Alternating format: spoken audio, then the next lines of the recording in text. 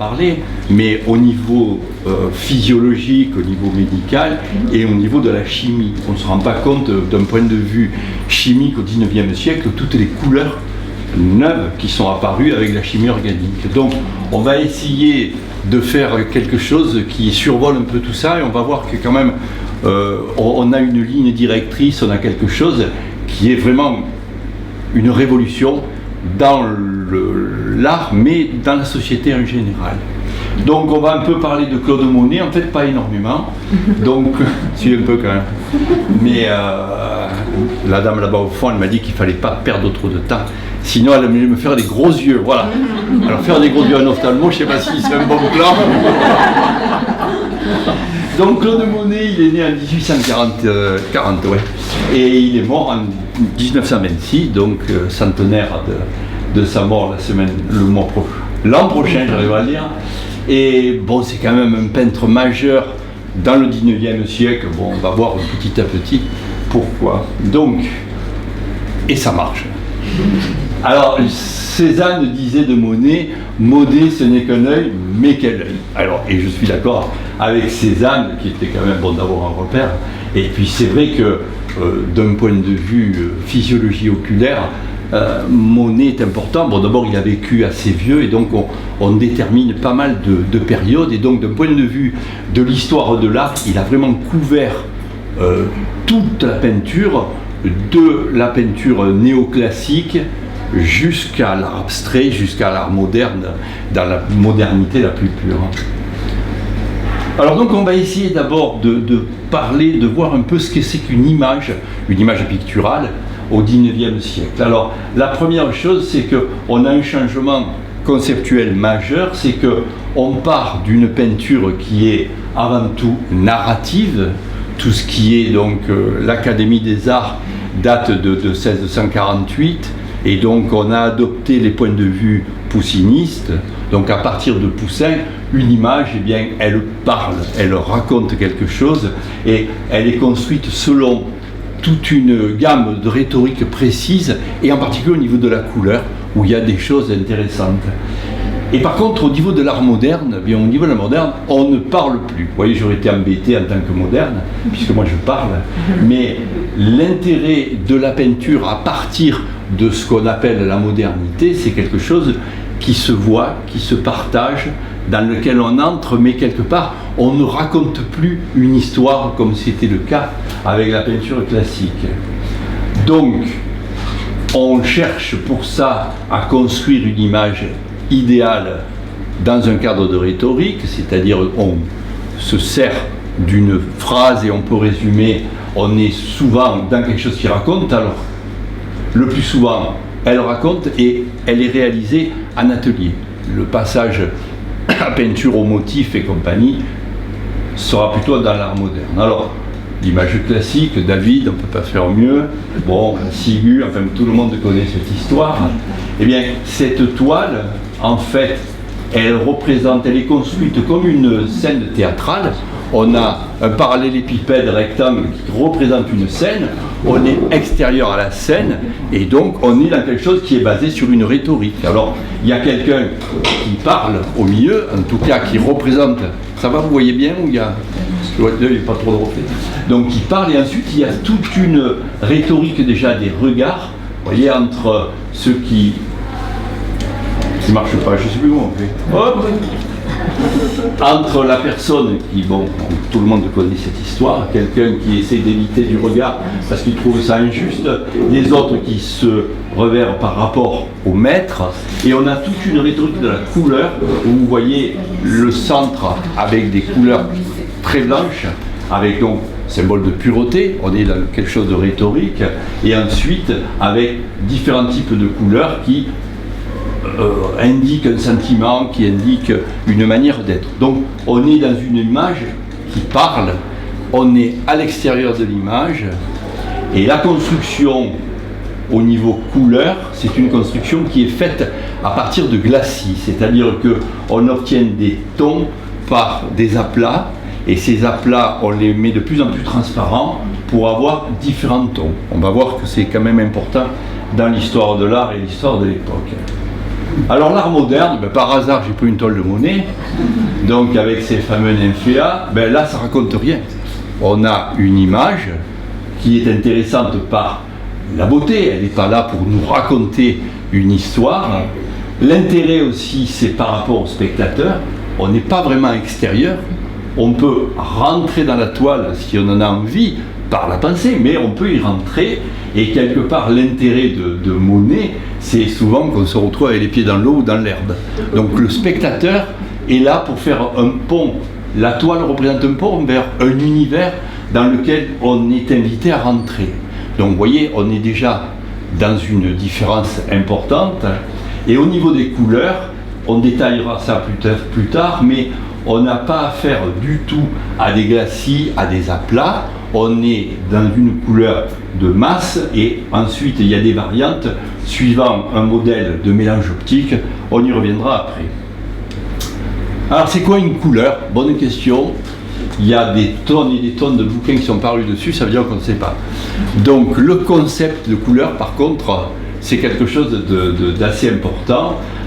Alors comme d'habitude, on va commencer par les Grecs, puisque c'est quand même avec eux qu'au niveau de la pensée, on tout démarre. Donc le chef des chefs, c'est Platon, ça fait 5e siècle avant Jésus-Christ. Et donc le premier, il a essayé de placer la réalité, la vérité par rapport à la raison. Et dans ce cadre-là, pour lui, la réalité, la vérité, pas la réalité, la vérité, c'est une structure mathématique, géométrique, qui sous-tend tout ce qu'on voit, et la couleur qui est par-dessus n'est qu'un élément de fardage de la réalité. Donc quelque part, il faut toujours aller au-delà de la couleur qui est là pour cacher la trame géométrique et mathématique. Donc Platon, c'est automatiquement une couleur, c'est quelque chose qui falsifie. Alors après, on peut falsifier de différentes manières. Quelques décennies plus tard, pour Aristote, on est dans une histoire différente. Pour Aristote, la couleur est une composante essentielle de la matière, et donc on définit une matière, une structure matérielle, en grande partie par sa couleur. Par contre, dans le cadre de la physique aristotélicienne, on retrouve en particulier dans le De Anima, où il explique qu'en fait, entre l'objet et le personnage, et en particulier son œil, on a ce qu'on appelle une structure diaphane. Structure diaphane, la plus connue, c'est l'air, mais l'eau, et puis tous les liquides intraoculaires, qui modifient la perception de cette matière en interposant certaines structures. Donc, cette matière, cette couleur, elle est donc une composante de la vérité, mais qui est quand même d'un abord complexe, puisqu'il y a toujours quelque chose qui cache. Et ensuite, les atomistes, Démocrite et Épicure, qui, eux, donc, décrivent la matière comme une suite d'atomes. Dans le monde, il n'y a que des atomes et du vide, tout le reste n'est qu'illusion. C'est moi qui le dis, mais c'est pas de moi, c'est de Démocrite. Et Épicure l'a repris. Et donc, pour eux, la couleur, c'est ce qui est défini par les atomes de surface, et donc, ils sont aussi quelque chose qui cache, mais qui sont aussi dans la matière. Donc, vous voyez, les antécédents grecs, on a déjà une pluralité d'abord de la couleur, et qu'on va retrouver ensuite tout au long de l'histoire de l'art. Donc alors, dans l'art classique, on l'a déjà dit, l'image se lit, l'image dépend d'une rhétorique, et donc on lit, d'ailleurs chez Nicolas Poussin, on part de gauche à droite, et il y a vraiment des choses bien strictes. Dans l'art moderne, on va s'adresser au sens, on en a déjà parlé, mais au sens visuel, moi ça m'intéresse, mais pas que. Donc, on va essayer de donner un exemple précis. Bon, Delacroix, 1830, les Trois Glorieuses de Juillet, enfin, ainsi de suite. Donc, la liberté en marche, la République qui est sauvée, enfin, à peu près. Alors, cette toile, en fait, elle est construite pour parler à tous les sens.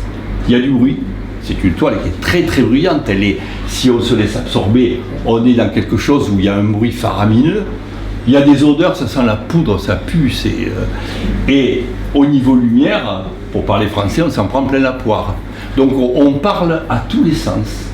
Et pour revenir à la notion de spectateur, bien que vous vouliez rentrer, suivre le cortège et aller vous battre pour la liberté, ou que vous restiez en dehors, n'importe comment, la liberté elle va passer par-dessus les cadavres, en espérant que vous ne fassiez pas partie du tas, et elle va venir vers vous. Donc d'une manière ou d'une autre, il y a un univers qui est vivant, un univers où ça bouge, où ça sent, où ça hurle, où ça éblouit, et que vous le vouliez ou non, vous allez vous retrouver englobé dans tout ça. Donc on n'est plus dans une narration pure, on est face à un monde vivant et qui parle aux cinq sens. Donc là, c'est la caricature de tout ça avec l'époque romantique et avec Delacroix. Vous verrez, on va pas mal parler de Delacroix. Alors on va finir quand même par parler de ce couleur, même si on a dit qu'on ne savait pas ce que c'était, même si en physique on dit qu'on n'existe pas. Bien, la couleur au niveau peinture, au niveau pictural, on va décrire plusieurs périodes et on va passer d'une couleur matière à une couleur lumière et à quelque chose de plus physiologique. Alors, on va commencer donc par la couleur matière. C'est quoi? Bien, la couleur matière, c'est la couleur suivant les principes grecs, en particulier aristotéliciens, c'est-à-dire que la couleur définit l'objet en lui-même par rapport à un ton général, un ton local large. J'arrive pas toujours à le faire marcher ce truc.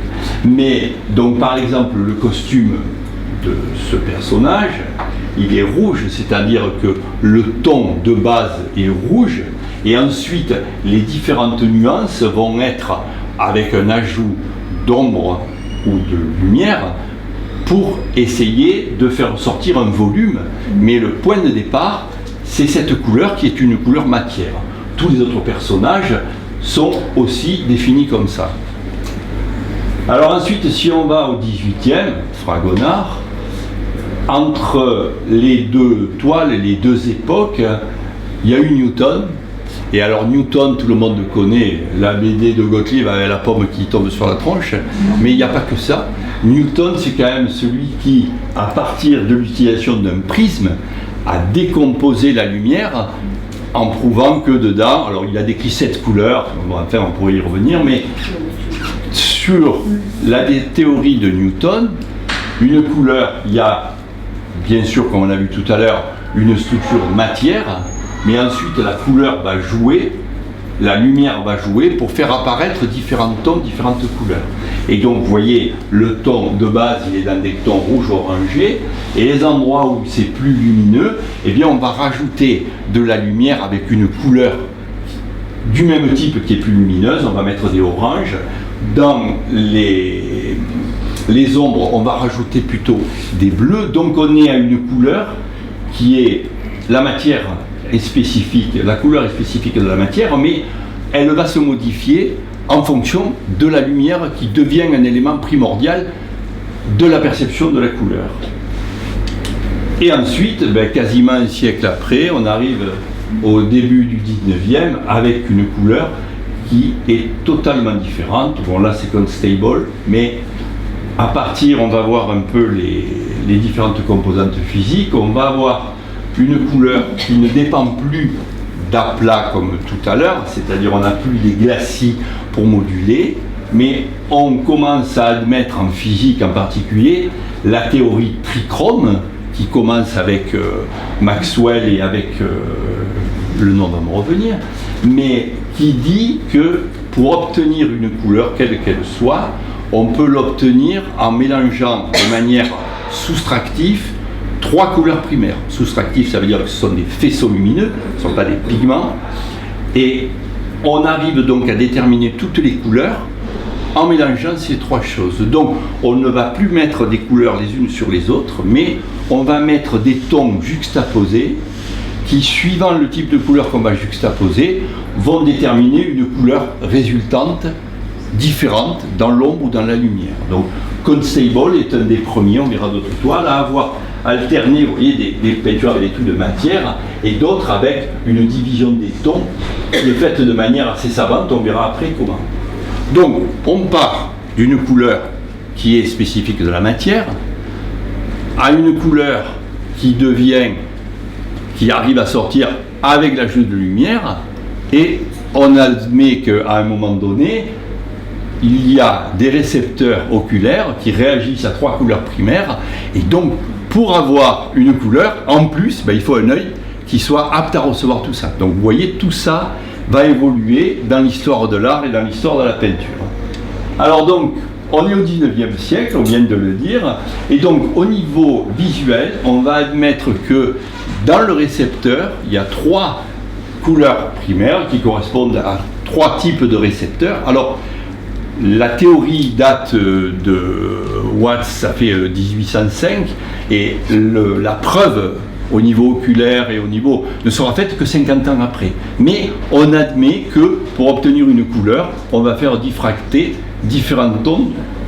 Donc on va avec ces couleurs primaires faire des mélanges optiques, c'est-à-dire différents tons, et on arrive à une harmonie par rapport à ces tons, soit une harmonie des semblables, c'est-à-dire des tons qui sont assez voisins, soit une harmonie des contraires qui permet de dessiner des zones d'ombre au niveau des images. Alors cette révolution scientifique au départ, puis après le monde artistique va réagir, en fait il va y avoir des passages.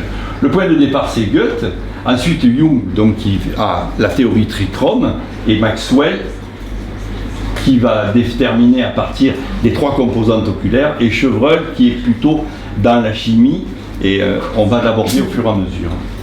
Alors Goethe, tout le monde connaît Goethe, le Werther et compagnie. En fait, Goethe est surtout l'auteur d'un traité de la couleur qui est révolutionnaire, donc qui date de 1795 à peu près, 99. Pour la première fois, dans la notion de couleur, un auteur parle de couleur subjective, c'est-à-dire que tout ce que je vous ai raconté sur la matière, c'est quelque chose d'objectif, de palpable. Goethe part du principe que dans la couleur, il y a une notion subjective, que donc la perception d'une couleur sur une toile va être variable selon où on l'accroche, selon la culture qu'on a, la subjectivité qui apparaît à cette époque-là. Alors pour lui, donc, il parle d'un contraste naturel qui est bâti entre le clair et le foncé, le jaune et le bleu, qui pour lui sont des couleurs pures, et ensuite, donc le jaune et le bleu, c'est la lumière et l'obscurité, et tout le reste, toutes les autres couleurs vont varier, et dans ces choses-là, on va avoir des tons chauds et des tons froids, et c'est la première fois qu'on parle de ce genre de choses, où donc on part sur une subjectivité qui était jusque-là ignorée. Alors, on va passer assez vite, parce que sinon je vais endormir tout le monde, et après certains vont me faire des gros yeux, je suis très...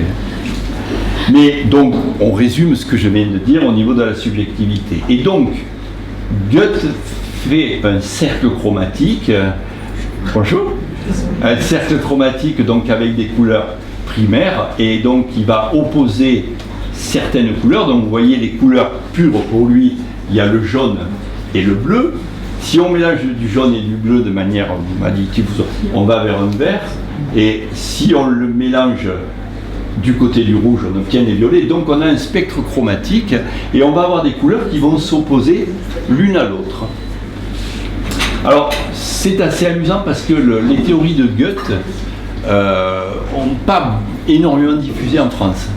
La théorie de Goethe, elle est partie chez les anglo-saxons, les anglos et les saxons, et donc on le retrouve utilisé en Angleterre, Turner et compagnie l'utilisent, mais surtout elle va être utilisée en Allemagne, enfin dans les pays germaniques, et donc ça va être la base d'études du Blaureiter, du Bauhaus, tout ça va. Et cette théorie de Goethe va réapparaître en France à la faveur de l'abstraction, en particulier avec des gens comme Kandinsky.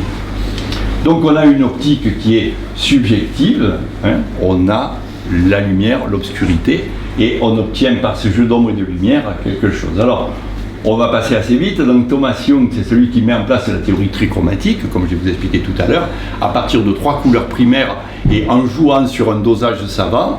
Si on a un dosage égal de ces 3 lumières primaires, on obtient du blanc, et ensuite on peut arriver et faire évoluer tout ça. Et la preuve au niveau ophtalmo sera faite, physiologique, ne sera faite que 50 ans plus tard, quoi, hein, par Maxwell. Alors dans le même temps, il y a Chevreul, alors je l'aime bien, c'est mon chouchou celui-là. Alors Chevreul, d'abord cette photo est magnifique, donc c'était un chimiste, et donc il est à la base de la mise en place des stéarates, de tous les acides gras, et donc dans les années 1820. Mais il est surtout connu parce que, alors cette photo, oui j'ai oublié de le dire, c'est le jour de ses 100 ans, ce gars a fini. Il est mort il avait 102 ans. Et alors, cette photo fait partie d'une série qui a été faite par Nadar pour ses 100 ans. Et alors, c'est des photos absolument superbes. Elles sont au musée de l'Homme, mais elles sont pas mal diffusées. Et donc, je les trouve magnifiques. Et bon, Chevreul, c'est un personnage, quoi. Quand, en 1870, il habitait au Jardin des Plantes, hein, il y a des pavillons qui étaient pour les scientifiques. Et donc quand les Prussiens ont commencé à bombarder Paris, on a commencé à évacuer tout le monde, et lui, il n'a pas voulu partir de là-bas. Alors ça pétait de partout, mais il est resté dans son pavillon. Il avait déjà quelques heures de vol, et donc il est passé. Donc personnage sympathique. Alors, qu'est-ce qu'il a fait ce garçon? Eh bien, dans les années 1815-1820, je crois qu'autour de 1820,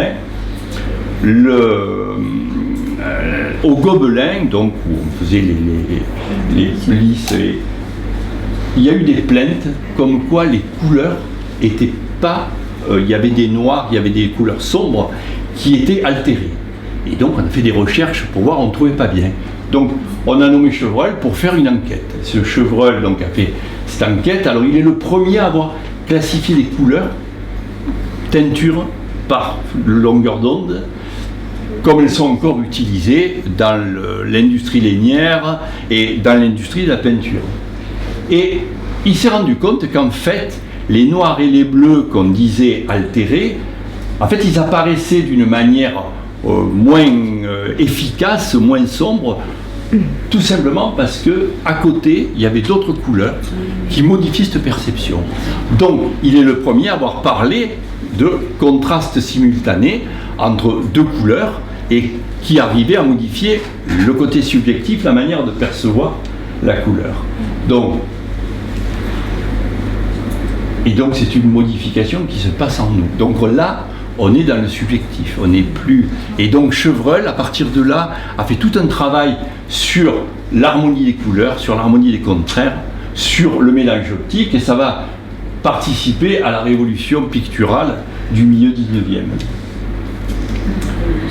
Donc ce qu'au 18e on appelait un accident, c'est-à-dire une couleur qui varie, lui prouve qu'il y a quelque chose de scientifique avec ça. Alors qu'est-ce qu'on fait au 19e? Qu'est-ce qui va changer à partir de Chevreul?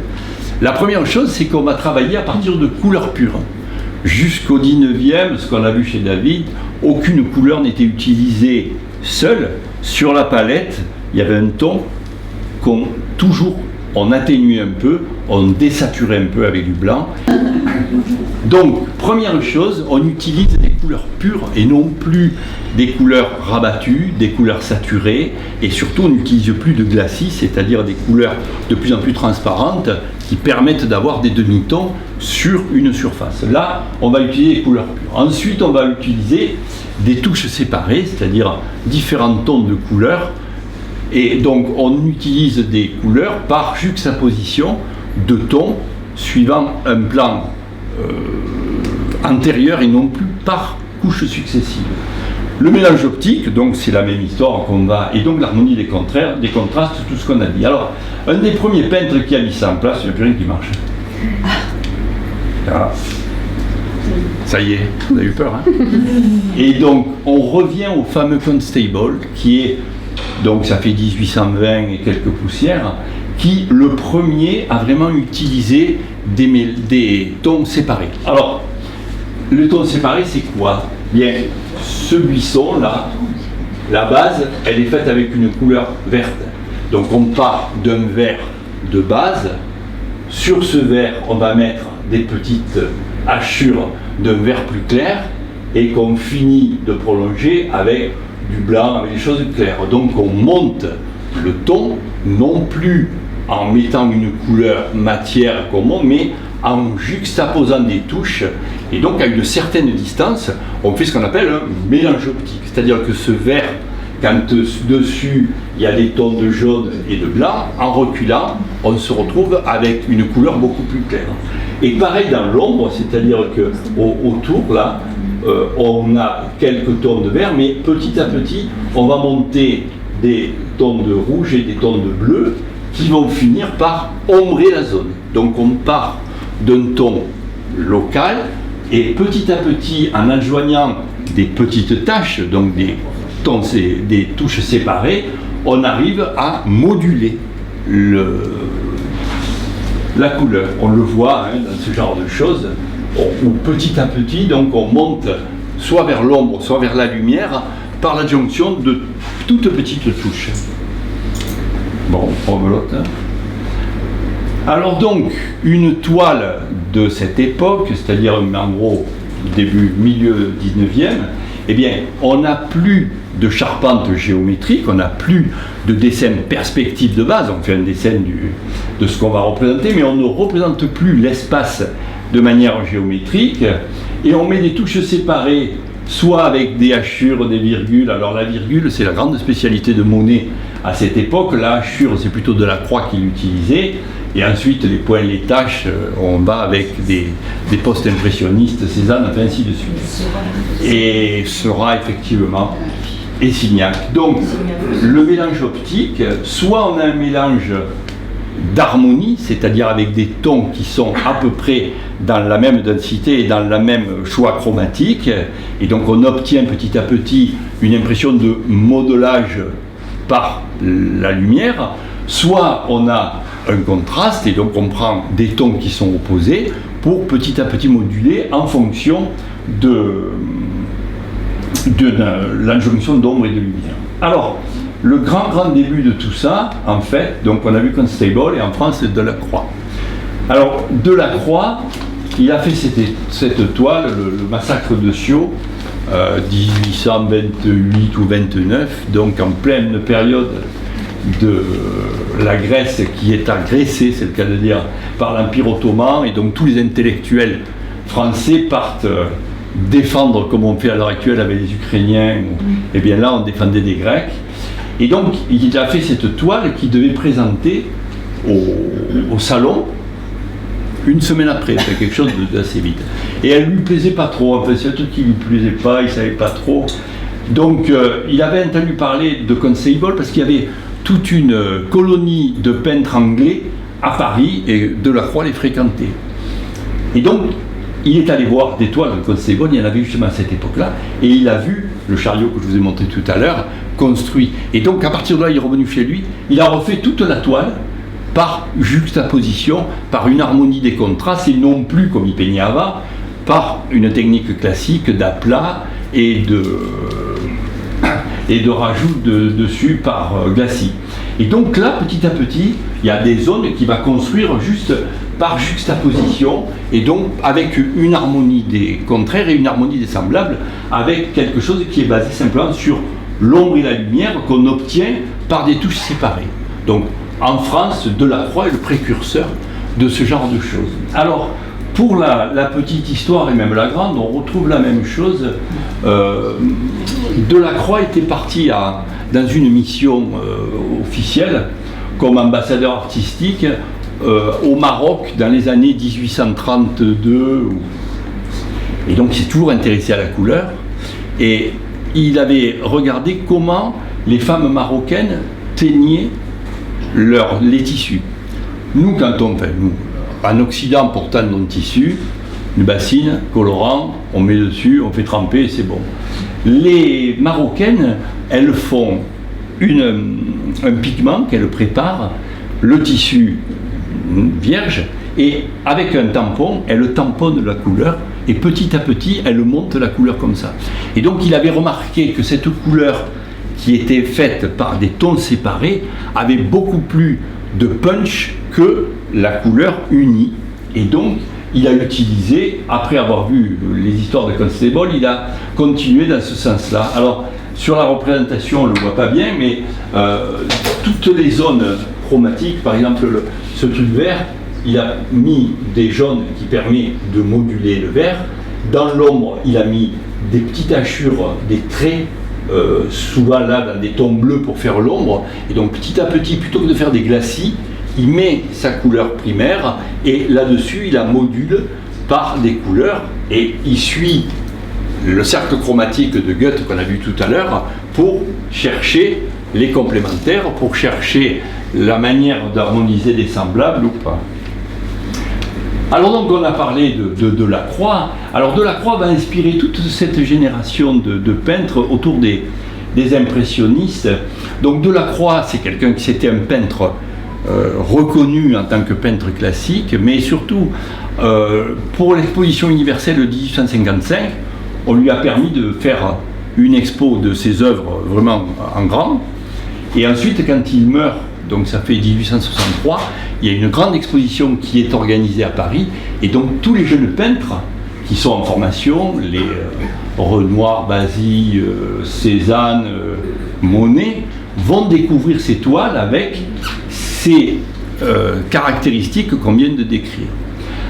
Alors il y a un rôle important, c'est le Charles Blanc. Charles Blanc, en fait, c'était le frère de Louis Blanc. Louis Blanc, c'était le président du Conseil de l'époque après la Révolution. Et donc ce Charles Blanc, c'est quelqu'un il a eu la première chaire d'esthétique en fac de lettres sur Paris. Et donc il avait créé une gazette des Beaux-Arts. Donc dans cette gazette des Beaux-Arts, il parlait d'art, mais à partir de choses scientifiques. C'était quelqu'un qui était intermédiaire entre les deux. Et donc, dans cette gazette, il a parlé des travaux de Delacroix, il a parlé des travaux de Chevreul et un peu de travaux de Goethe. Donc, il a créé un livre qui s'appelait La grammaire des arts du dessin, dans lequel il décrit toutes les nouvelles théories de la couleur. Et ce livre va influencer toute la génération. Il y avait ça, il y a un physicien américain qui avait fait un cercle chromatique qu'il avait plus ou moins pompé chez Goethe, et donc tous les peintres de l'époque avaient le bouquin et le cercle. On le retrouve chez Van Gogh, Cézanne l'avait chez lui, Monet aussi, tous ont été influencés par les écrits de ce Charles Blanc. Alors qu'est-ce qu'il raconte Charles Blanc? Parce qu'on vient de répéter depuis un moment, l'emploi de couleurs pures, plus question de faire des mélanges sur la palette, on fait des mélanges non rabattus, c'est-à-dire qu'il n'est pas question de rajouter un noir, d'assombrir une couleur, on va travailler avec des touches séparées et un mélange optique qui permet d'avoir une harmonie des semblables ou un contraste des dissemblables. Voilà, donc voilà ce qui va définir la modernité à partir de la génération après Delacroix et après les scientifiques. Alors, un peu de science, je vais endormir tout le monde. Voilà le triangle de Maxwell, donc qui date des années 1855, et donc qui définit les trois couleurs primaires. Vous avez du bleu, du rouge et du vert. Si vous mélangez, donc on parle de couleurs soustractives. Tout ça, ce sont des lumières colorées. Si vous mélangez les trois, vous tombez au mieux avec du blanc. Et si vous avez une couleur qui est par là, eh bien c'est un mélange judicieux des trois trucs. Alors, on va parler un peu de médecine, parce que donc quelqu'un qui a une dyschromatopsie, c'est-à-dire qu'il y a des troubles de la vision des couleurs, ce qu'on appelle le daltonisme, eh bien quelqu'un qui a un daltonisme avec un mélange de couleurs anormal, eh bien toutes les couleurs qu'il y a sur cette ligne, il va les voir avec la même tonalité, c'est-à-dire qu'il va confondre, si on prend dans ce sens-là, des verts et des violets. Et donc on limite son nombre de... Donc voilà le triangle de Maxwell, la même chose avec des couleurs donc opposées, le cercle de Roode est défini comme ça, et on le fait aussi comme ça. Donc ça veut dire que si vous voulez avoir une harmonie avec une harmonie des semblables, eh bien autour d'un vert, vous allez mettre des verts un peu foncés, du jaune, un peu de jaune orangé, et par des touches séparées, selon la densité de chaque touche, vous allez avoir une couleur plus ou moins lumineuse. Par contre, la même couleur, si vous voulez créer une zone d'ombre, eh bien vous allez plutôt mettre en face ou ailleurs des touches de ce type-là qui représentent donc l'opposé de cette couleur-là, et donc vous obtenez un contraste avec une harmonie des contrastes ou une harmonie semblable. Personne ne dort, c'est bien. Alors je reconnais que c'est un peu abrupt, mais il n'empêche que, bon, c'est la base de... Alors là, c'est la même chose avec des trucs de saturation. Alors, on va passer un peu au tableau. Monet, donc à tout hasard. Alors donc, qu'est-ce qui caractérise la peinture de Monet? Eh bien, il va faire donc des mélanges, il va faire un mélange optique à partir de virgules, c'est-à-dire des traits, et il va mélanger comme ça. Alors, le truc de base, ce qui est toujours intéressant chez Monet, c'est qu'il part d'une ossature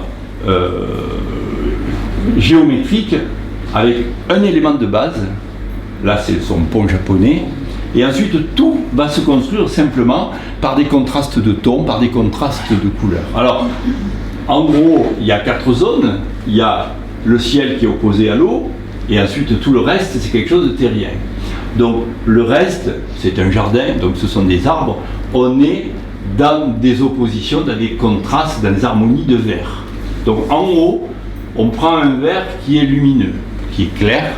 Donc ce vert clair, quand on va vouloir l'éclaircir un peu, eh bien on va mettre, pour rappeler le cercle que je vous ai montré tout à l'heure, eh bien pour là éclairer, modeler cet espace, eh bien on va mettre des traits jaunes, des verts beaucoup plus clairs, des jaunes, on finit par des blancs, et dans les zones où on veut moduler un peu, on va mettre les couleurs qui sont opposées, donc avec certains rouges, et ensuite des zones où on veut avoir vraiment de l'ombre, on passe des verts, et le vert on oppose du bleu, donc on arrive donc à construire toute cette zone qui est dans des verts clairs en modulant. Si on prend le bas il est basé sur des verts foncés. Donc ces verts foncés, ils tendent vers le bleu pour avoir une harmonie des semblables, vert avec du bleu, et par contre, quand on va avoir une harmonie des contraires, c'est-à-dire avoir quelque chose de plus ombreux, on va taper dans des violets, dans des choses comme ça. Alors attendez, je vais voir comment on recule. Voilà ce que je décrivais tout à l'heure. C'est-à-dire que quand vous êtes dans des verts qui sont par là, pour avoir monté le ton, pour l'éclairer plus, on va prendre des couleurs autour qui sont lumineuses et on va mettre des virgules pour remonter. Par contre, quand on est dans des verts beaucoup plus... Et donc, quand on veut mettre une ombre dans ces zones-là qu'on veut opposer, tac, on est en face, on va mettre des bleus et on va moduler les différents bleus. Quand on est dans des verts beaucoup plus foncés, si on veut moduler par une modulation des semblables, eh bien, on va éclairer avec des touches, des virgules, des tons dans ces zones-là. Et quand on veut faire quelque chose d'ombreux par rapport à ça, on va taper dans des violets qu'on densifie plus ou moins par des bleus ou qu'on éclaircit par des rouges orangés. Quand on vous dit que les impressionnistes ils peignaient un peu là-bas comme je te pousse, ça fait quand même doucement rigoler, quoi. Quand on voit des expos, des croûtes où les gens vous disent oh moi je peins à la manière impressionniste, ouais sort le dimanche, tu verras ce que c'est la méthode impressionniste. Hein. Donc voilà, hein, si on étudie et après on peut aller à l'infini. Alors histoire de s'amuser un peu, Pissarro, superbe. Alors Pissarro, qu'est-ce qu'il veut représenter? Il veut représenter cette dame, donc ce qui l'intéresse, c'est de sortir le visage surtout, et la silhouette générale, dans quelque chose qui est dans des tons verts. Donc il va mettre en haut de quelque chose de sombre, puisque ce qu'il veut faire sortir, c'est le visage, c'est la lumière qu'il y a autour du visage, et ensuite l'arrière-plan bas est foncé, et pour sortir un peu l'habit général. Alors, tout est dans des tons verts, l'habit est dans des tons verts, mais quand on veut un peu moduler, le faire sortir la couleur voisine du vert, on a des bleus, et de l'autre côté, on a des bleus beaucoup plus foncés. Et donc, on arrive déjà à moduler comme ça. Là, c'est pareil, on module par des teintes avec des verts parsemés, alors que là, dans les verts clairs, on rehausse avec du jaune, avec du orangé, avec du blanc, et petit à petit on module tout ça, et donc on arrive à faire sortir le personnage complet avec une couleur là qui est assez proche de celle-là mais qui est opposée avec l'autre. Donc on arrive vraiment à bien découper qu'avec des couleurs. C'est beau ça, hein? Ah, Pissarro, c'est beau. Hein? Bon, d'ailleurs, ce type, il a fini sa vie, il habitait Pontoise, et donc pour arriver à croûter, tous les dimanches, il faisait une toile qu'il refilait au boulanger du coin et qui vendait des galettes et il lotait une toile de Pissarro avec une fève ou un truc comme ça, quoi. Si vous avez un boulanger qui fait ça avec des Pissarro, me le dites et j'irai. Bon, officiellement on est là pour parler monnaie. La chef là-bas me fait pas encore les gros yeux, donc ça va, on est à peu près. Alors Monet, donc il est né, on l'a dit, en 1840. Alors il est né à Paris, mais il a vécu au Havre. Et le Havre, bon, il allait à l'école, enfin souvent il faisait l'école buissonnière. Et surtout, il allait sur les plages où il rencontre Boudin. Je ne sais pas si vous avez déjà vu des toiles de Boudin, c'est joli, c'est superbe. Des petites, avec des petits personnages, avec des couleurs. Donc Boudin, c'est vraiment le marginal dans la peinture, ce type qui amène quelque chose de vraiment neuf. Et pareil pour Jonkin. Alors, ce qui lui plaît chez Boudin, c'est que déjà, il utilise des couleurs pures, c'est un précurseur, il a une palette, mais il ne mélange pas trop sur sa palette. Et surtout, il peint à l'extérieur, il peint sur le motif, ce qui plaît beaucoup aux jeunes Monet. Alors Monet, après, il va sur Paris, et donc il fréquente différents ateliers. Lui, là, il a été à l'atelier Glaire, mais il était copain avec Cézanne et Renoir, qui était l'atelier suisse. Ça n'avait rien à voir avec les Helvètes, c'était le professeur s'appelait Monsieur Suisse, ça ne s'invente pas. Et donc tous ces gens se retrouvaient en particulier au Café Gerbois. Donc le Café des Gerbois, c'est au Batignolles, c'était le lieu de rencontre autour de Manet. Manet, c'était le phare de tous ces jeunes. Et donc ils se retrouvaient là, ils parlaient, et c'est là que tous ont commencé à connaître les toiles de Delacroix, les différentes techniques de Delacroix, bon, après les toiles de Monet aussi, et surtout les livres et les trucs de Charles Blanc qui ont commencé à se diffuser dans ces réunions. Alors Monet, il y a une date importante, 1870, quand il y a la guerre avec les Prussiens, l'État français fait une conscription, et bien sûr tous les jeunes foutent le camp. Alors Cézanne est allé se planquer à l'Estac. Alors Cézanne, il avait 4 sous, donc son père avait payé quelqu'un pour aller à sa place. Mais enfin quand même, il était allé se cacher à l'Estac. Renoir est parti en Italie. Il n'y a que Basile qui est parti la fleur au fusil et qui est mort à 29 ans à Bonne-la-Rolande. Bref, mais donc tous les autres sont allés un peu essayer de se soustraire à tout ça. Et donc Monet part en Angleterre. Alors là, il voit réellement les toiles de Turner, pour quelqu'un qui va travailler de la lumière, et donc les fameuses toiles de Constable que Delacroix avait vues 50 ans avant à Paris, mais que Monet ne connaissait pas.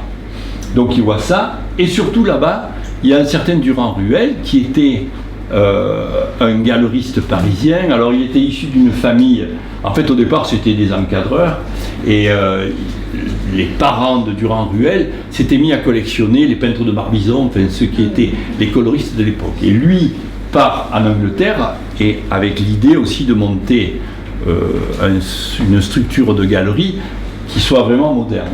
Et donc, avec Monet, il va monter ce genre de choses. Donc, Durand-Ruel, c'est le premier qui a fait des expositions monographiques, c'est-à-dire sur un peintre, et il organisait dans sa galerie. Et surtout, la chance de Monet en rencontrant Durand-Ruel, c'est que Monet, donc c'est un fils de pharmacien, mais les parents l'avaient viré et ne voulaient plus lui donner un sou. Alors, Monet a passé la moitié de sa vie à essayer de gratter des ronds un peu partout. Il y a des lettres à Basile de Montpellier où le père Basile a acheté des toiles à Monet pour qu'il ait 4 sous.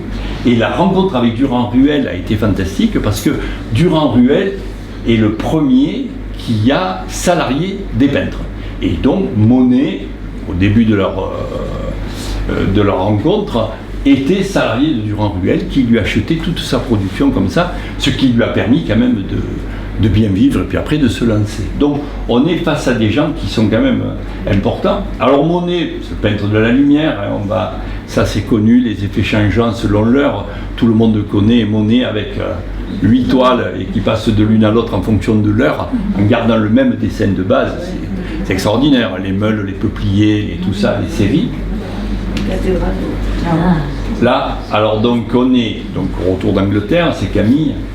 Et ce qui est intéressant, donc on voit la recherche de la lumière, on voit l'utilisation des couleurs primaires, des complémentaires, mais surtout on commence à voir ça avec une touche franchement séparée, avec une ombre dans les verts, et donc on module cette ombre avec des couleurs encore plus ombreuses, des bleus, des marrons, et on éclaire un peu la crête avec des couleurs beaucoup plus lumineuses. Et là, dans la zone de lumière, on est avec des orangés, avec des choses qui sont rehaussées par des roses et des blancs. Donc vous voyez, on a vraiment un travail où il n'y a pas du tout de glacis, il n'y a pas du tout. Tout est fait par des tons séparés. C'est un travail déjà magnifique. Donc ça, c'est les débuts, entre guillemets, de la technique vraiment impressionniste. Alors, Giverny, on est bien obligé d'en parler. Donc Giverny, dans la région parisienne, il tombe amoureux du coin, il loue une propriété pendant quelques années, puis ensuite il achète. Alors c'est une histoire de fou, hein, il y a pas mal de bouquins qui sont sortis, ou alors il avait acheté un bout de truc, puis après il a fait dévier une rivière, il a fait un truc c'est un délire, quoi, hein, et donc c'est génial, il n'y a pas d'autre mot, et à partir de là, il va, pas que, mais une grande partie, peindre son jardin. Alors il se retrouve à un moment donné, la peinture commence à marcher, donc c'est quelqu'un qui après a bien vécu, et donc il avait une quinzaine de jardiniers à son service, et dans son jardin, il faisait planter des fleurs en fonction de ce qu'il voulait représenter. Là, on verra un peu la suite. Alors donc on est tout à fait dans ce qu'on a dit tout à l'heure, usage que de couleurs pures, le motif, mélange optique, comme tous les vieux, je répète toujours un peu les mêmes choses, mais bon... Et pareil, donc c'est ce que dit Monet et ce que beaucoup de peintres de l'époque, après lui, se sont dit. Alors, on passe aux choses sérieuses. Donc celle-là, elle est à l'étage en dessous. Et donc, on va essayer d'en parler un peu quand même. Donc, 1900. Donc, c'est quelqu'un qui a 60 ans, qui peint ça, qui est en pleine maturité, qui est vraiment dans son art. Et donc... on va essayer de décortiquer cette toile. La première chose, c'est qu'on a un axe central, horizontal, qui coupe la toile en deux. Donc, en haut, on est toujours chez Monet dans des notions, des modulations de tons de type vert. Donc, le haut, que je qualifierais de ombreux, est dans des verts foncés, bouteilles. Et donc, vous voyez, on a ce que je vous décrivais tout à l'heure, le mélange optique. Donc, dans cette zone, on a des verts qu'on module avec des verts plus blancs, et dans les zones d'ombre, on est l'opposition, les violines, tout ça. On y reviendra tout à l'heure. Et dessous, on est plutôt dans un vert assez clair qu'on module par l'opposition. Alors, ce qui est sympa, et Cézanne le fait pas mal aussi, c'est qu'il remet une zone d'ombre là. Donc, quelque part, on a une cuvette ou un dodane au milieu de la toile. Donc on arrive vraiment à une structure de relief qui est intéressante. Alors, ce qui est intéressant aussi avec ces toiles, c'est qu'on se rend compte que ce sont des toiles à voir à une certaine distance. Il y a une distance bien précise. La toile en bas est superbe en bas, parce que justement, il y a le couloir en face. Selon comment vous reculez, selon comment vous jouez sur la lumière, vous avez une autre toile. Et elle prend un punch, un relief qui est quand même impressionnant. Donc je le maintiens. On ne vous a pas filé un fond des tiroirs, on va vous donner quelque chose de très très beau. Alors on va essayer de continuer, on va d'abord parler un peu comment elle est construite cette toile. Eh bien, on commence par la partie supérieure et après on verra la partie inférieure. Donc la partie supérieure, Monet travaillait toujours au niveau de la construction géométrique d'une manière très classique par rapport à Cézanne qui était un peu louche et qui partait un peu dans tous les sens. Là on est dans une construction classique. Ça, cette toile, enfin c'est pas une toile, c'est une peinture sur bois de Paolo Uccello elle est à la British Library. Donc quand il était à Londres, il a vu cette toile. Et donc l'intérêt de cette toile, c'est d'avoir une construction qui n'est pas une perspective géométrique, mais qui est un début avec des structures verticales. Ces structures verticales vont en s'amoindrissant, donc on a un effet de relief et de volume qui est dû à ces lignes. Et ensuite on a des structures colorées, en l'occurrence des chevaux, qui mènent vers un point pour essayer de conduire l'œil vers ce point, qui est celui qui représente le gibier. Mais en fait, le vrai gibier, c'est de laisser son œil pénétrer là-dedans et d'aller jusqu'au bout. Eh bien, si on reprend cette toile, on est dans la même histoire, c'est-à-dire qu'en fait, on a des structures verticales qui font donc une géométrie. La structure verticale, petit à petit, elle s'épuise et donc on change. Et donc, le gibier, il vient vers là, il vient vers la maison, il vient vers l'habitation qu'on met en pleine lumière, mais dans un trou. Donc vous voyez, la structure, la manière de construire cette zone supérieure, elle est très classique, tout en étant d'une modernité extraordinaire par la manière d'utiliser la couleur. Alors ensuite, on va prendre la zone inférieure. Et donc la zone inférieure, eh bien, on se retrouve avec ça. Hein, on a une ligne qui est non, transversale. Elle n'est pas horizontale. Là, il y a un horizon qui est mezzo-mezzo, comme dans son truc, mais ce qui est intéressant, c'est ça. C'est séparé. Alors, c'est une peinture, c'est la peinture japonaise, donc c'est la grande mode des japonaiseries à l'époque à Paris. Et alors, vous connaissez peut-être les débuts de la japonaiserie. C'est un graveur parisien, Braquemont, qui, bon, il n'avait pas beaucoup de sous, donc il travaillait chez un importateur de porcelaine japonaise et chinoise. Et donc, l'autre, pour gagner 4 sous, il allait l'aider à... Donc, il recevait des caisses, et une fois, il reçoit une caisse avec des porcelaines, et en fait, elle était emballée dans des pages de la manga d'Okuzai, qui n'était pas connue du tout. Alors, le Braquemont, il a été émerveillé par ce truc, il a sorti toutes les pages, et donc il s'est retrouvé avec la manga d'Okuzai, qui était un truc fabuleux, et qui n'était pas connu à l'époque. Et donc, avec ça, il est allé voir les copains. Et donc, la mode des japonaiseries naît de cette époque-là. Alors, c'est quoi une japonaiserie? Ce sont des toiles, pas des toiles, des sacs, des estampes, des choses faites en partie au bois debout, mais bref. Mais surtout, elles sont caractérisées par l'emploi de couleurs pures, pas question de faire des mélanges. Elles sont surtout caractérisées par un fait que ce sont des images le plus souvent décentrées.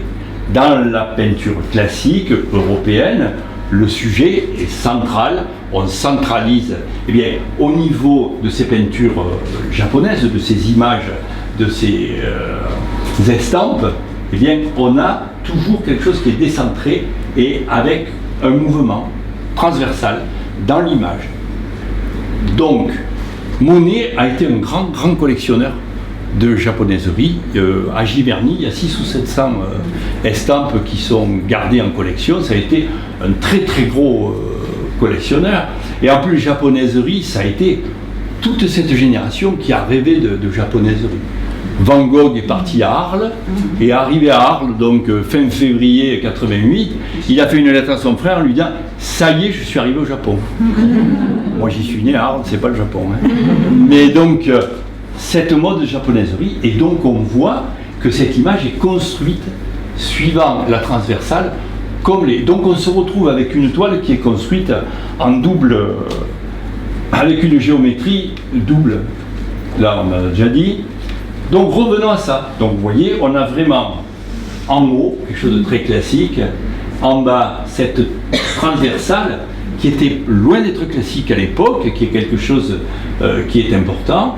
Et ensuite on va avoir la modulation de l'ensemble. Quand on parle de moduler, on parle de quelque chose qui est proche de la sculpture, quelque chose avec des volumes. Et cette modulation dépend que de la couleur. Alors en haut, on est dans des tons qui doivent donner, en reculant au maximum, des tons de vert foncé. Donc les endroits, on module par rapport à une complémentaire violet, vous avez vu tout à l'heure, je vous remettrai si vous voulez le truc, qui sont opposés au vert foncé. Et ensuite, ça c'est une harmonie des contraires, et ensuite on va moduler avec une harmonie des semblables en montant à partir du vert des couleurs beaucoup plus claires. On retrouve ça, hein? Alors attendez voir si je sais reculer, je peux pas. Ça y est. Donc voilà pour ce qui est ombreux. Au milieu, on a là des teintes neutres, dans des bleus, c'est la couleur de l'air, la couleur. Et là, une zone de passage avec des choses qui sont ombre et lumière par rapport à ce vert foncé, par rapport au vert clair. Alors, au niveau du vert clair, on prend l'opposé du vert clair, qui est donc dans des violets et des rouges plus clairs, et ensuite on module en mettant du blanc, en mettant des deux couleurs qui sont pour arriver à un mélange et une harmonie des semblables. Et là, on revient à la zone d'ombre. Donc, vous voyez, d'un côté, on a une construction géométrique particulière. Dans chaque zone d'ombre ou de lumière, on a à la fois une modulation par une harmonie des contrastes, des contraires, et une harmonie des semblables. 5 minutes. J'ai fini d'ailleurs. Donc voilà, toute la géométrie de la toile repose donc sur la manière d'utiliser la couleur, le ton local et le ton général. Donc, on a une harmonie couleur chaude-froide avec des nuances par rapport à la saturation et la saturation, c'est-à-dire avec plus ou moins de blanc, et une harmonie semblable pour le mélange optique, et une harmonie des contraires qui permet de moduler les différentes choses. Donc, encore, et là où c'est intéressant, c'est qu'on a une toile qui a été faite à la même époque, mais avec, vous voyez, le vert foncé avec des tons plus clairs que celles qu'on a vues tout à l'heure, et du coup, dans le clair, ça permet de passer à des choses beaucoup plus colorées, à des choses plus soyeuses, tout en respectant les différents tons. Et vous voyez, là où c'est sympa, c'est que dans cette zone qui se veut un peu ombreuse, le bosquet, vous voyez comment c'est construit par rapport, on retrouve les mêmes demi-teintes que tout à l'heure. Alors, autre chose, on continue, j'ai presque épuisé mes 5 minutes. Vous avez vu, je vous impressionne là, hein? Et donc là, on est dans la même structure, la même façon de construire, avec 2 tiers, 1 tiers, et avec des structures verticales. Et là, on a un chemin central on est dans une construction totalement classique. On n'est plus là dans l'influence japonaise. C'est beau, hein? Ça a vraiment de la gueule. Donc, avec la minute 35 qui me reste, je voulais simplement vous mettre ça, parce que c'est une citation d'Oscar Wilde qui m'a toujours fait marrer, parce que bon, Oscar Wilde, c'est quand même pas rien. Et donc, dans ce livre, un petit livre, il explique qu'en fait, avant qu'il y ait des impressionnistes à Londres, il n'y avait pas de brouillard, quoi. Et qu'avec ils sont venus là, ils ont foutu la pagaille, et depuis à Londres, eh ben, il y a du brouillard, il n'y a plus de couleur nette, et voilà. Voilà, donc je pense être à peu près dans l'état. C'est un peu indigeste, mais vous allez voir, ça va faire son chemin, et la prochaine fois que vous allez à Orsay, vous m'enverrez des mots fantastiques. Bien, j'espère que ça vous a plu, je ne sais pas s'il y a des questions.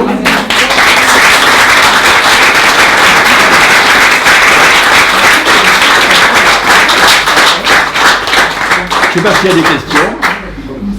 J'imagine, c'est vrai. Bon, c'est des choses qui sont plus ou moins connues, quoi. Mais tous ces trucs, c'est quand même vachement rationalisé. On a toujours l'impression que le mec, il balance ses couleurs comme ça. Et... Pas de questions, mais c'est fantastique. Dites, soit je vous ai endormi en plein, soit je vous savais tout. Voilà. Oui. Oui. Quand vous regardez un tableau, oui. Est-ce que vous arrivez à juste prendre l'impression que fait le tableau, ouais. Ou est-ce que tout de suite vous rentrez dans les analyses Non, jamais. Non, c'est-à-dire qu'en fait, pour moi, une toile, une photo, une image, il faut qu'il se passe quelque chose. Et donc, vous êtes en face, et les toiles qui m'ont le plus, entre guillemets, impressionné, c'est des toiles qui m'ont impressionné par surprise, quoi. Moi, je me rappelle, à un moment donné, j'allais souvent à des congrès à Paris, et chaque fois que j'y allais, 4-5 heures, j'en avais un peu ras-le-bol, et donc j'allais souvent au Louvre, mais je prenais un billet, j'y restais 1 heure, et je partais. Je n'ai jamais fait le Louvre, j'y suis allé 50 fois, mais par petits trucs. Et une fois, je me suis dit, tiens, tu vas aller voir l'astronome de Vermeer, toile que j'aime bien, et donc elle est une petite salle superbe, et puis il y avait quelque chose qui m'attirait derrière, donc je me suis retourné, et il y avait L'Arbre dans la tempête de Ruysdael, qui est une merveille, je m'en suis pris plein la gueule, et je ne la connaissais pas, donc si vous voulez, il y a un premier abord, hein, quand vous rencontrez une femme que vous trouvez charmante, vous ne détaillez pas de... Il y a quelque chose qui se passe ou pas, quoi. Hein. Et bien une toile, c'est pareil. Alors après, bon, il y a une culture picturale, c'est-à-dire je bûche à côté, et puis si vous voulez, après, il y a des choses qu'on détaille, qu'on prend, mais je crois que face à une œuvre d'art, il faut qu'il y ait une émotion, sinon ça ne sert à rien, quoi. Alors après, tout ça, c'est une réalité, mais quelque part... que le peintre, lui, ait eu cette idée-là, et qu'il ait... Mais ce qui est intéressant, c'est ce qui se passe entre vous et la toile, quoi. Et il y a une ambiance, il y a un truc général, et souvent, je demande à des expos, maintenant il y a trop de monde, mais quand il n'y a pas trop de monde, il se passe des fois des choses qui sont superbes. En 87, à Paris, il y avait eu des gens qui avaient attaqué des œuvres d'art, c'est pas nouveau, hein. Et entre autres il y avait des sculptures où des types avaient balancé du vitriol dessus. Et donc ils ont fait pendant à peu près un an et demi, des expos où il y avait 2 cordes, et vous passiez seul, et il y avait une personne pas. Et j'avais vu les collections du musée de La Haye au Grand Palais, et donc avec ça, et avec un type par... Hein. Et donc devant moi, les 2 personnes qu'il y avait, je me suis impégué jusqu'au bout, quoi, hein. Donc, et alors il y avait, donc on faisait la queue, il y avait 2 dames, 65 ans, comme je dis toujours des MGEN, j'espère qu'il n'y a pas trop de profs, hein, pas me faire trop de... Mais alors le guide du routard, le machin, et donc elle rentre, puis Germaine, regarde Gertrude, machin, telle toile, telle autre. Et puis, et au bout de moment, je me suis rendu compte qu'en fait, elle venait voir les cadres. Les toiles, elles n'en avaient rien à foutre. Et vous regarderez dans les grandes expos, c'est fréquent. Des gens qui viennent voir les toiles et qui « Oh putain, tu as vu ça, c'est beau », enfin ainsi de suite. Et donc, ils sont arrivés devant la vue de Delft de Vermeer, qui est un bijou. Et à l'époque, l'autre fois que je l'ai vu comment ça s'appelle, à Amsterdam, mais il n'y avait pas ce cadre-là. Ils avaient mis un cadre en ferraille autour, et il y avait un volet qu'on pouvait descendre avec une manivelle à côté. Putain, les 2 mémés, là, fabuleux. Et alors, c'est régal parce que cette toile, pour moi, elle est liée à ça. Bon, elle est liée à ce qu'a raconté Proust, la lumière, tout ce que vous voulez. Mais je vois toujours ces 2 dames. Et c'est vrai que la toile, il s'est vraiment passé quelque chose face à la toile. C'est évident qu'à la vue de Delft, de Vermeer, c'est pas rien. Mais aussi dans la salle, dans l'environnement. Alors, les cordes, le type qui garde. Et je crois qu'une œuvre d'art, une expo, c'est tout ça, en fait, quoi, hein. Donc, alors après, la technique, je ne sais plus qui est-ce qui disait que bon, la technique, c'est l'apprendre et vite l'oublier, quoi, mais il en reste toujours quelque chose. Donc je pense que c'est intéressant, ça vous va, hein. Vous m'avez pas fait les gros yeux. Mais c'est une explication. Après, ce que vous en aurez retenu ou pas retenu, l'intérêt, c'est que ça vous pousse à aller voir des toiles, et que là, face à la toile, il se passe quelque chose. Et vous savez, c'est comme un livre. Dans un livre, vous écrivez un livre, il y a des gens qui vont le lire et qui vont voir dans ce livre quelque chose que vous n'avez pas voulu dire, que vous n'avez pas... Eh bien, face à une toile, c'est pareil, il faut qu'il se passe des choses, quoi. Donc, non, je ne décortique pas comme ça.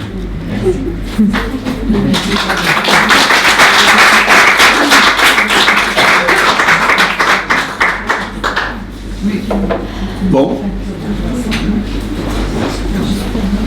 Ah oui, j'ai un livre. Donc j'ai fait un livre sur le regard dans l'art, qui a été fait avec un petit éditeur arlésien, et voilà, donc si ça vous intéresse, il est en vente.